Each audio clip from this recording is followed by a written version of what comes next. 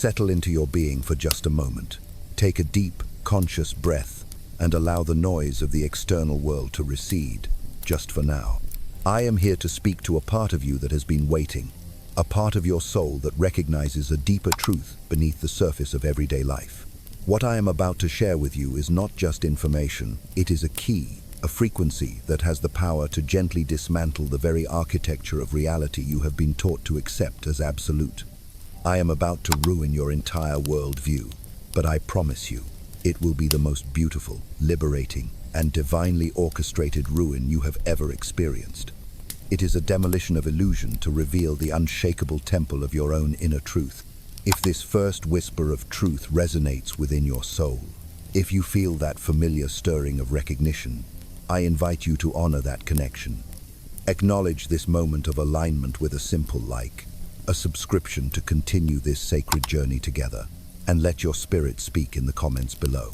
Even a simple I resonate or I am ready is a powerful declaration to the universe, an energetic signal that you are choosing to awaken. Now, let us begin. You look out at the world, and what do you perceive? A grand, impossibly intricate machine, don't you? A whirlwind of complexity that demands your constant effort, your unending vigilance. You think of the stock markets, a digital leviathan of flashing numbers, cryptic charts, and algorithms so advanced they seem to possess a life of their own.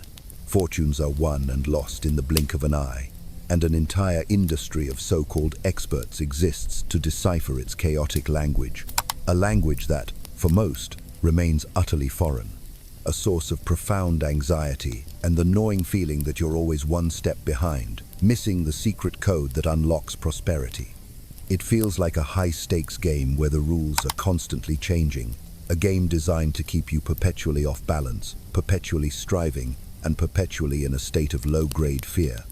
Then you turn your gaze to relationships, the sacred dance of human connection. What should be a source of profound joy and nourishment has become another labyrinth of complexity. You navigate a landscape of unspoken rules, psychological games, attachment styles, and love languages.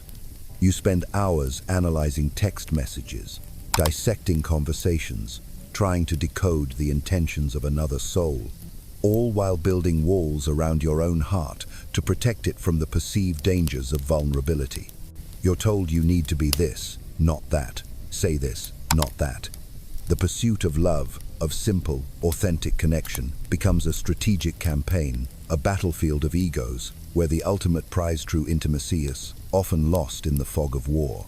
It's exhausting, isn't it? And what about success? Oh, the grand illusion of success. Society presents it as a towering, treacherous mountain that only a select few can climb.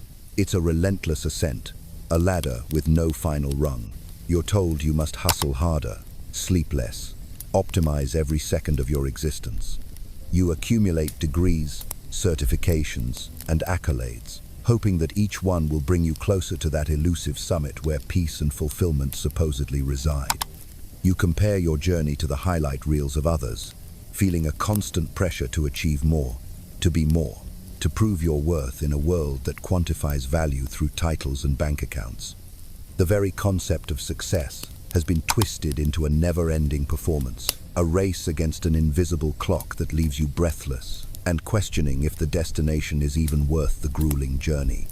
And woven through all of this is the ultimate pursuit, happiness. It's dangled before you like a golden carrot, always just out of reach. You're convinced it lies in the next promotion, the next relationship, the next exotic vacation, the next zero on your bank statement. You chase it relentlessly, believing that happiness is a destination you must arrive at, a prize you must earn through struggle and sacrifice. It's an external commodity to be acquired, a fleeting high that you must constantly seek outside of yourself. You believe that all of this, your finances, your love life, your career, your inner peace, is a series of impossibly complex equations, and you, my friend, are missing the key variables. It's an overwhelming tapestry of tangled threads, a puzzle with a million moving pieces. Right? Wrong. That entire narrative, that feeling of being overwhelmed by an impossibly complex world, is the greatest illusion you have ever been sold. The truth, the one that your soul has been whispering to you in your quietest moments, is that life is not just simple, it is laughably, gloriously, divinely simple. It's as simple as breathing in and breathing out. It is as effortless as a flower turning its face to the sun. The complexity is not inherent in the universe. It is a fog that we, as human beings, have generated from our own minds. We have become masters of complication, architects of our own labyrinths. Why? Because we have a deep-seated, often unconscious, aversion to simple answers. We just hate them. There's a part of our ego, the part that thrives on struggle and drama, that finds simplicity deeply unsatisfying. Simple answers don't make us feel special. They don't require heroic effort. They don't provide a grand story of overcoming insurmountable odds. They just are. And for an ego that defines itself by doing, by solving, by conquering, the state of simply being feels like a threat. So, we reject the elegant truth in favor of a convoluted lie, because the lie gives us something to do. Think about it with every fiber of your being. Consider the multi-billion-dollar self-help industry. How many books have you seen with weighty titles promising to revolutionize your life in 300 pages? You purchase the book. You read the dense chapters filled with anecdotes, psychological jargon, and elaborate frameworks. You highlight passages, you take notes, you feel like you are finally cracking the code. But when you distill those 300 pages down to their absolute core, what is the message for health and wellness? What is the profound, earth-shattering secret they are selling you? It's this: eat less, move more. That's it. A truth so simple, so fundamental, that it could be written on a sticky note. But who would pay $25 for a sticky note? No one. So, this simple truth is wrapped in layers upon layers of complexity to make it feel valuable, to make it feel like a hard-won secret. We buy the complexity because it validates the idea that the problem itself is complex, and therefore our inability to solve it is understandable. It's a comforting illusion. Let's look at the universe of relationship advice. It's a cosmos of podcasts, articles, workshops, and therapy sessions, each offering a new model for understanding human connection. We learn about love languages, attachment theory, codependency patterns, and the art of conscious uncoupling. We are given scripts for difficult conversations and formulas for building intimacy.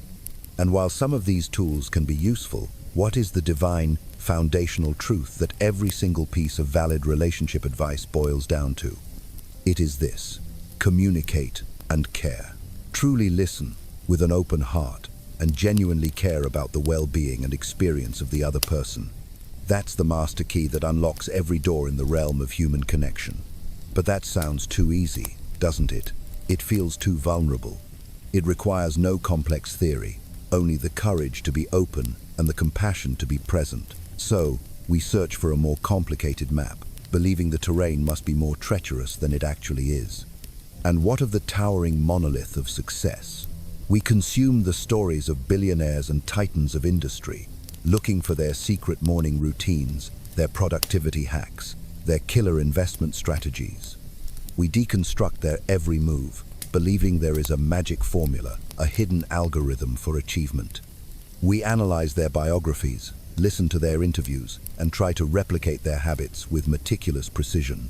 But what is the undeniable, universal pattern behind every single story of genuine, meaningful success? What is the simple, unsexy truth? Work consistently on something valuable. That's the essence of it. Find something that provides value to others, something that aligns with your own spirit, and show up for it, day after day, with focus and dedication. It's not about a single moment of genius or a lucky break. It's about the quiet, unglamorous power of consistent, focused effort. But my goodness, that sounds boring, doesn't it? It lacks the lightning strike drama we crave. It doesn't make for a thrilling blockbuster movie. It's a story of patience, discipline, and faith. And so, we look past this simple truth, searching for a shortcut, a hack, a secret that will allow us to bypass the sacred process of consistent creation. We prefer the fantasy of an overnight success to the reality of 1,000 small, intentional steps. This rejection of simplicity is the root of so much of our self-inflicted suffering. We are like starving people sitting before a banquet, complaining that the food is too easy to eat.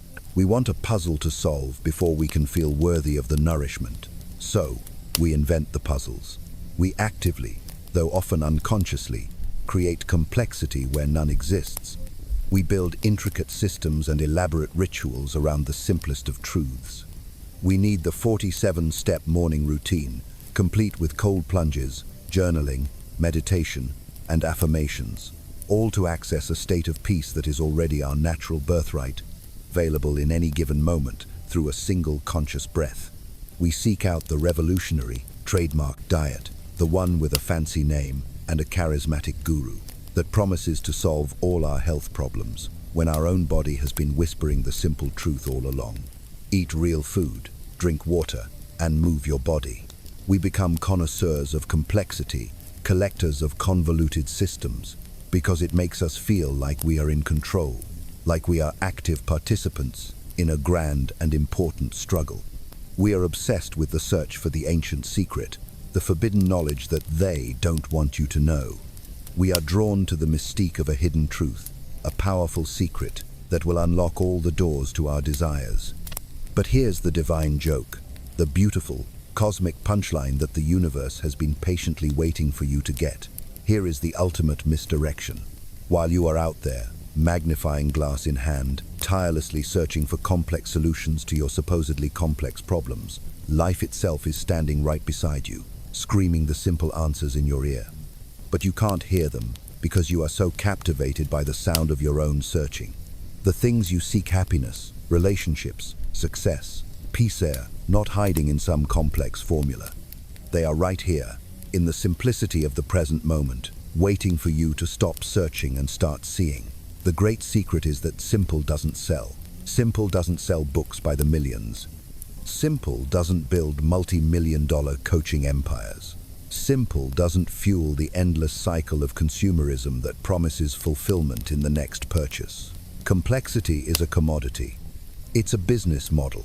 It thrives on your belief that you are broken and that the solution is somewhere out there, hidden behind a paywall or within the pages of the next bestseller. And more importantly, on a personal level, simple doesn't make your ego feel special. There is no glory in accepting a simple truth. The ego wants to be the hero who navigated the treacherous labyrinth and slayed the minotaur of confusion. It doesn't want to be told that the labyrinth was an illusion and the minotaur was never there to begin with. The ultimate misdirection, the grandest trick we play on ourselves, is this: the belief that we must search for complexity. Because that very search, that act of looking for a complex problem, is the complexity itself. You are not finding complexity, you are creating it with the very energy of your search. You are weaving the net that you feel trapped in. Life was simple all along. It was a clear and pristine pool of water.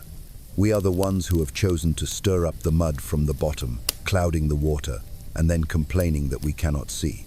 We have complicated the search, and in doing so, we have complicated everything. The path was always straight. We are the ones who have insisted on walking it in spirals, convincing ourselves that the detours are a necessary part of the journey. But they are not. They are a choice. And today, in this very moment, you can choose differently. You can choose to let the mud settle. You can choose to see the clarity that has been waiting for you all along. So, listen closely, for this next truth is a sacred contradiction, a divine paradox that will short-circuit the logical mind and awaken a deeper wisdom within you. It's something that, on the surface, will sound like complete nonsense, but I want you to feel the resonance of it in your bones, in the very marrow of your being, because your soul already knows this to be true. Prepare yourself, because what I am about to say might just break your brain in the most wonderful way possible. Here it is: the harder you try, the more you will fail. The more you strain and grasp and force, the more the very thing you desire will slip through your fingers like fine sand. I know.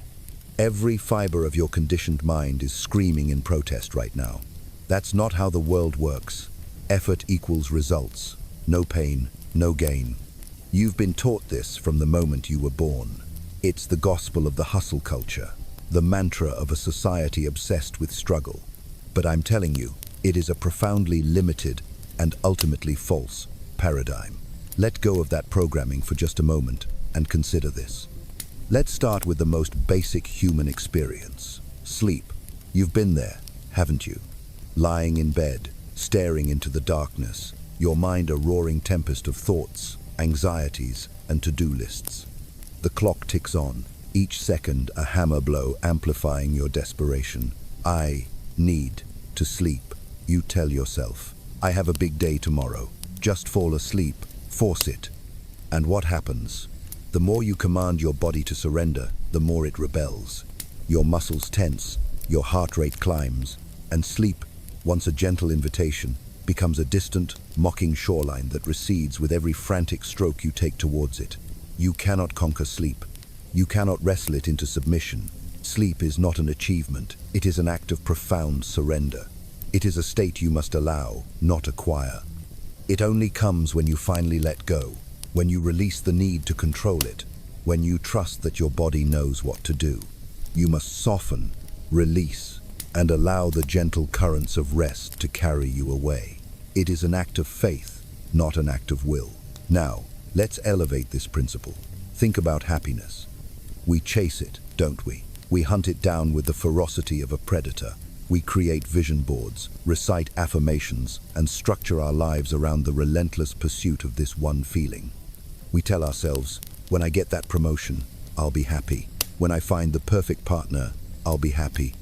When I lose 10 pounds, I will finally be happy. We treat happiness like a prize to be won at the end of a long and arduous race. But happiness is not a destination. It is a frequency. And the very act of chasing it, of desperately needing it, puts you in a vibration of lack. You are screaming into the universe, I am not happy now. And the universe, in its infinite and impartial wisdom, simply reflects that frequency back to you, giving you more experiences of not being happy. Happiness is a shadow. The faster you run towards it, the faster it flees from you. It only appears, gently and unexpectedly, when you stop chasing it. It is a byproduct, a fragrant blossom that appears in the garden of a life lived with purpose, presence, and gratitude. It arises not from getting what you want, but from being fully present with what you have. It is the music that plays when your soul is in alignment. And what of love? This is perhaps the most potent and painful example of this law. How many of us have tried to make someone love us? We contort ourselves into pretzels, trying to be the person we think they want. We strategize, we analyze, we play games, we shower them with affection, hoping to create a debt of gratitude that they will repay with their heart. But you cannot negotiate a soul connection. You cannot create a contract for love. The desperate energy of "please love me" is the most potent repellent in the universe. It suffocates the very space where genuine affection could grow. It is like trying to catch a bird by lunging at it. All you will ever do is scare it away. True love, that divine resonance between two souls, is drawn to wholeness.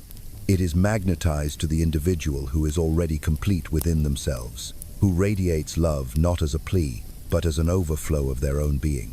When you stop trying to get love and start being love, it will find you in the most miraculous of ways. It is a universal law of attraction, and it is unbreakable. This sacred principle is known by some as the backwards law. It is the law of reverse effort. It states that the more you pursue something, the more you reinforce the subconscious feeling that you are without it, thus creating a reality where you continue to be without it. It's a cosmic paradox that operates on the level of frequency and vibration. The desire to escape a negative experience is, itself, a negative experience. The acceptance of a negative experience, however, is a positive one. The desire to acquire a positive experience is, in its own way, a negative experience, because it stems from a place of lack. But here's the magic. The simple, conscious act of living a positive experience, of being grateful, of being present, of creating value is the most powerful positive experience of all. You can't float by struggling.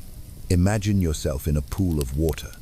If you panic and thrash about, fighting the water with all your might, You will create turbulence, you will exhaust yourself, and you will sink. Your very effort to stay afloat becomes the reason for your drowning. But what happens if you do the opposite? What if you lean back, take a gentle breath, and trust the water to hold you? What if you relax your limbs and surrender to the natural buoyancy of your own body? You float, effortlessly. The water, which seemed like an enemy to be fought, becomes a supportive force that holds you up.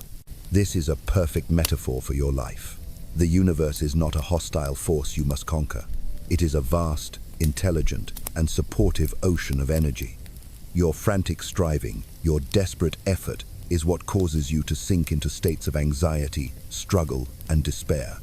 Your surrender, your trust, and your relaxed, intentional action are what allow you to float, to be carried by the divine current of your own destiny. You must see this pattern everywhere, because it is the hidden operating system of your reality. Watch how desperate people, those who reek of the energy of "I need," inadvertently repel the very opportunities they crave. Their frequency of scarcity is a mismatch for the frequency of abundance. Observe how needy people, those who seek a partner to complete them, repel healthy relationships. Their energetic vacuum seeks to take, not to share. Witness how chronically stressed people, who are in a constant battle with their reality, repel the very peace they yearn for. Peace is not the absence of problems, it is the absence of resistance. You cannot fight your way to peace. You must allow it. And here is the most frustrating part. You already know this.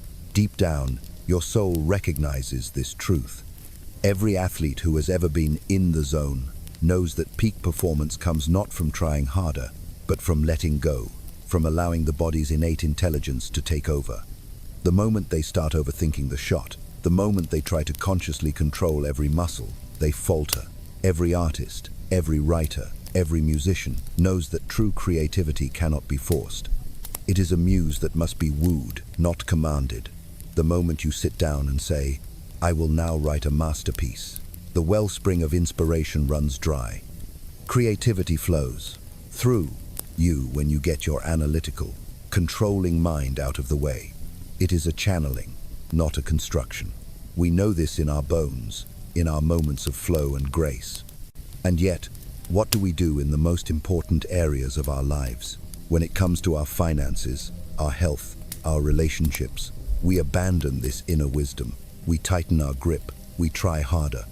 We believe that if we just apply more force, more will, more struggle, we can bend reality to our desires. We are like a gardener who tries to make a seed grow by digging it up every 5 minutes to check on its progress. The very act of anxious interference destroys the potential for natural, organic growth. So, what is the answer? If trying harder is not the path, what is? Does this mean we should descend into apathy and inaction? Absolutely not. The answer, the divine key, lies in a subtle but profound shift in your energetic posture. The solution is effort without attachment. It is action without desperation. It is the sacred art of doing the thing, but not death-gripping the outcome. Imagine you are holding a delicate, raw egg in your hand.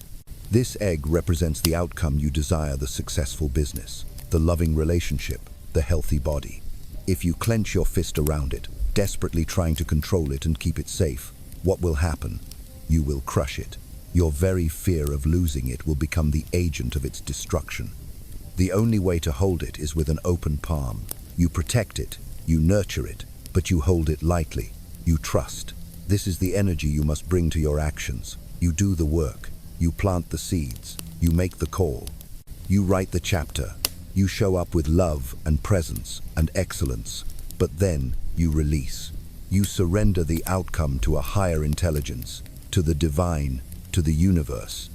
You trust that your focused, aligned action is enough, and you allow the results to unfold in their own perfect timing. This is the dance of co-creation. Life rewards the relaxed. And please, hear me on this. This is of paramount importance. Relaxed does not mean lazy. Laziness is a state of disconnection, of apathy, of abdication of your creative power.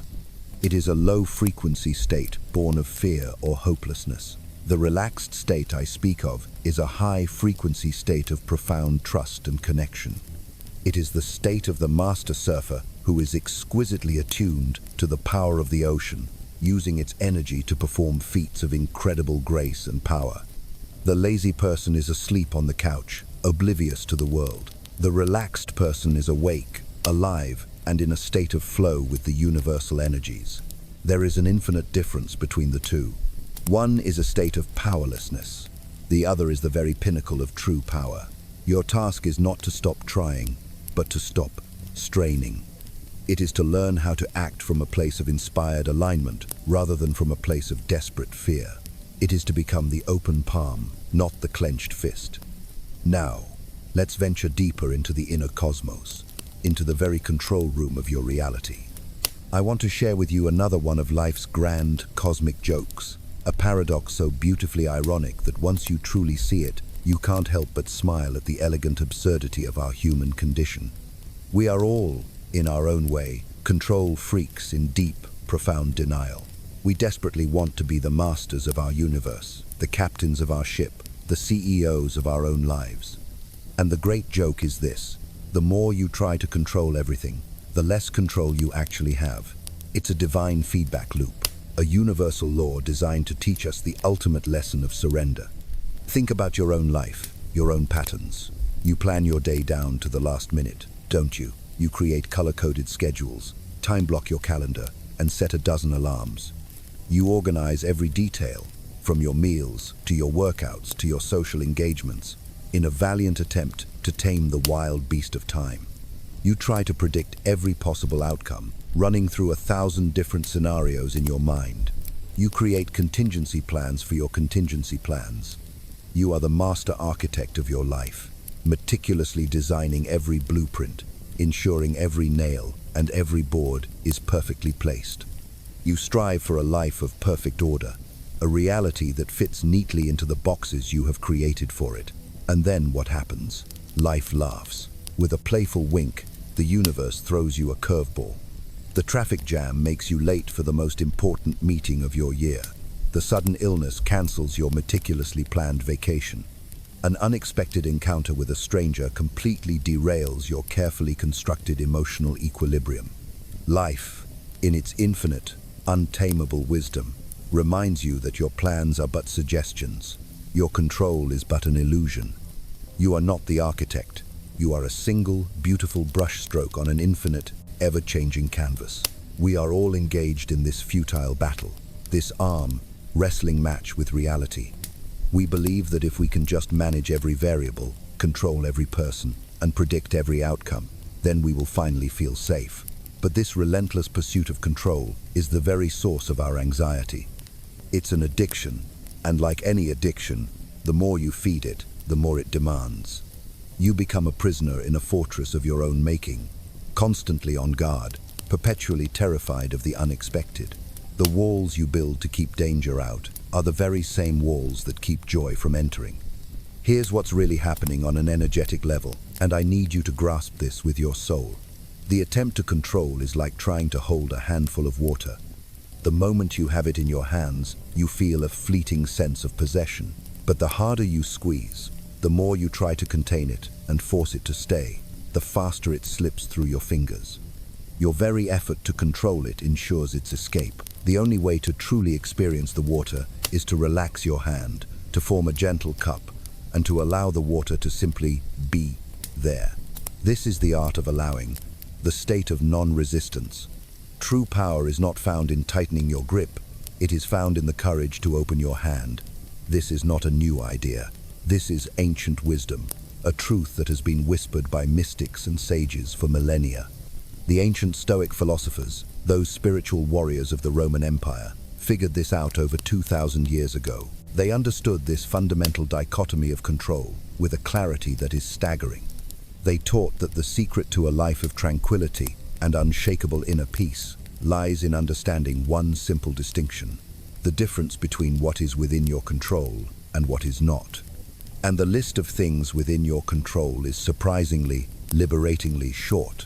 You can only control two things, and two things only. First, your actions. You have the divine, sovereign power to choose what you do in any given moment. You can choose to speak with kindness or with anger. You can choose to get out of bed and exercise or to hit the snooze button. You can choose to create or to consume. Your actions are your sacred domain. They are the rudder of your ship. Second, your reactions. You cannot control what happens to you, but you have absolute, 100% control over how you choose to respond to what happens. You can't control the storm, but you can choose how you navigate the waves. You can't control another person's behavior, but you can choose whether you react with compassion or with judgment. This is your ultimate freedom, the one thing that no one and nothing can ever take from you. Your internal response to external events is the very crucible in which your soul is forged. That's it. Your actions and your reactions. Everything else, literally everything else in the entire universe, is outside of your control. The weather, the economy, what other people think of you, whether you get sick, whether you get promoted, whether your flight is delayed, all of it. That is life's department. It is the domain of the divine, the grand, unfolding mystery of the cosmos. And your suffering, every last ounce of it, comes from one simple mistake: trying to manage life's department. You are like a single, dedicated employee, trying to do the job of the entire universe. It's an impossible, exhausting task, and it is the root of all your stress. The breakthrough, the moment of profound awakening, comes when you finally understand this. It's the moment you stop trying to control the uncontrollable and turn your focus inward to the only two things that have ever truly been yours to command: your own choices and your own responses. This is the spiritual practice of focusing on your circle of influence and releasing your attachment to your circle of concern. Imagine two concentric circles. The inner circle is your circle of influence. It's small, but it's where all your power resides. It contains your attitude, your habits, how you treat people, your effort, and your reactions. This is your kingdom. Rule it with wisdom and grace. The outer circle is your circle of concern. It is vast and contains everything you care about, but cannot directly control. The economy, global events, other people's opinions, whether people like you, what might go wrong in the future. The fundamental error that keeps humanity in a state of perpetual anxiety is that we spend most of our time and energy living in our circle of concern, a realm where we are utterly powerless. We worry about things we cannot change, we stress about outcomes we cannot dictate, and we try to manipulate people we cannot control. It is an act of profound, energetic self-sabotage. The path to power and peace is to consciously, deliberately, and consistently pull your focus back into your circle of influence. Ask yourself this, moment by moment: can you control the traffic? Number: absolutely not. Wasting your energy on anger and frustration at the cars in front of you is like trying to change the direction of the wind by yelling at it. It is a complete and utter waste of your life force. But can you control when you leave the house? Yes. Can you control the podcast you listen to in the car to enrich your mind? Yes. Can you control your breath, using the moment as an opportunity for mindfulness practice? Yes. That is where your power lies. Focus there. Can you control what other people think of you? Number: you could be the most compassionate, generous, and enlightened soul on the planet, and there will still be people who misunderstand you, judge you, and project their own insecurities onto you. Trying to manage the perceptions of others is the fastest path to losing yourself. It is a game you can never win.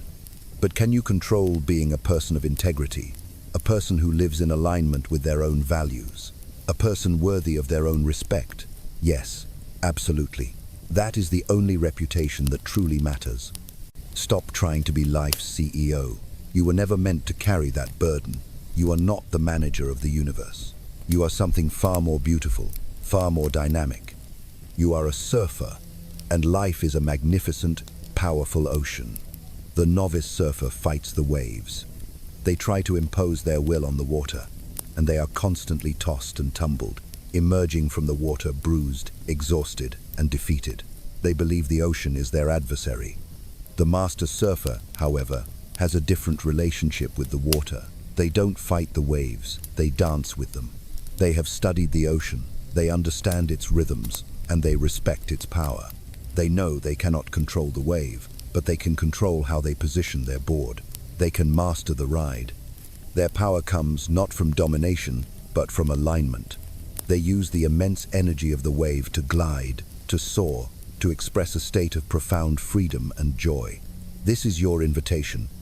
Stop fighting the ocean of life. Stop trying to control the tides. Instead, turn your focus to your own surfboard, your actions and your reactions. Master your ride. Learn to align yourself with the powerful currents of the universe, and you will find that the very forces you once perceived as hostile are, in fact, here to carry you towards the destiny your soul has been dreaming of. This is the ultimate letting go. This is the ultimate act of faith. And this, my friend, is the secret to unshakable peace and true sovereign power. All right, let's go even deeper now, into a realm that is so fundamental to your being, yet so profoundly misunderstood. Are you ready for a revelation that is happening inside you at this very moment? A secret biological symphony that holds the key to your clarity, your creativity, and your well-being. I'm going to tell you something wild, something that sounds like it was pulled from the pages of a science fiction novel, but is, in fact, the cutting-edge truth of your own biology. While you are lost in the world of dreams, while your conscious mind is offline, your brain embarks on a secret mission. It runs a full-scale, highly organized cleaning crew. Imagine an elite team of microscopic janitors, working the night shift within the intricate corridors of your mind, diligently scrubbing, polishing, and taking out the trash. This isn't just a metaphor, it's a physiological reality. Neuroscientists have discovered a remarkable process, a kind of cerebral plumbing system that activates while you are in the deepest stages of sleep. Your brain, the most complex and energy-intensive organ in your body, has its very own dedicated waste removal system, a biological marvel that ensures its own optimal functioning. During your waking hours, as your neurons fire and communicate, they produce metabolic byproducts, a kind of cellular exhaust. These are toxic proteins that, if left to accumulate, would clog the delicate machinery of your mind, leading to cognitive fog, memory impairment, and potentially even neurodegenerative diseases down the line. But your body, in its infinite intelligence, has a plan. As you descend into deep sleep, a miraculous transformation occurs. A clear liquid known as cerebrospinal fluid, which normally cushions your brain, begins to pulse through your brain tissue in rhythmic waves. It is a gentle, internal tide, a power wash for your mind. This fluid flows through the spaces between your brain cells, flushing out those accumulated toxins, sweeping away the metabolic debris of the day. It is literally a dishwasher for your thoughts. It is a nightly reset, a deep clean that prepares your neural pathways for the challenges and opportunities of a new day. This process is precisely why you feel so much sharper, so much clearer after a good night's sleep. It's not just that you're rested, your brain has been physically cleansed. This nightly detox is also why a lack of sleep can leave you feeling so groggy and mentally sluggish. You are literally trying to think through a haze of your own unprocessed cellular waste. But here's where this story takes a truly mind-bending turn. Here is what the neuroscientists found that left them in absolute awe. In order to facilitate this deep cleaning process, your brain does something extraordinary. It physically shrinks. Yes, you heard me correctly. During deep sleep, your brain cells, particularly the glial cells that support your neurons, actually contract, reducing their volume. This contraction creates more space between the cells, widening the channels and allowing that cleansing cerebrospinal fluid to flow more freely and efficiently through your brain. Your brain literally makes room for the cleaning crew to do its job. The cells temporarily pull back, like residents of a city block clearing the streets for a parade, allowing the sanitation department to pass through unimpeded. Then, as you begin to wake, the cells plump back up to their normal size, and your brain is ready for action. The science of this is simply wild. It is a testament to the staggering elegance and intelligence of the human body. Your brain is not a static object. It is a dynamic, living ecosystem that is constantly maintaining and regenerating itself, and it performs its most critical maintenance while you are completely unconscious. Let's put this into a broader context. Your brain, this incredible 3-pound universe you carry around in your head, is approximately 60% fat. It is the fattiest organ in your body, which is essential for the electrical insulation of your neural pathways. Despite its relatively small size, it is an energy hog, burning through a staggering 20% of your daily calories just to think, feel, and perceive. You are, in essence, a walking supercomputer of immense power, and like any high-performance machine, it requires regular, dedicated maintenance to prevent it from overheating and breaking down. That nightly cleaning cycle is not a luxury. It is a non-negotiable biological imperative. The research on this is so profound it's almost spiritual. Studies have shown that even a single night of poor sleep can result in a measurable increase in those toxic proteins in the brain, particularly beta amyloid, the same protein that forms the infamous plaques found in the brains of Alzheimer's patients.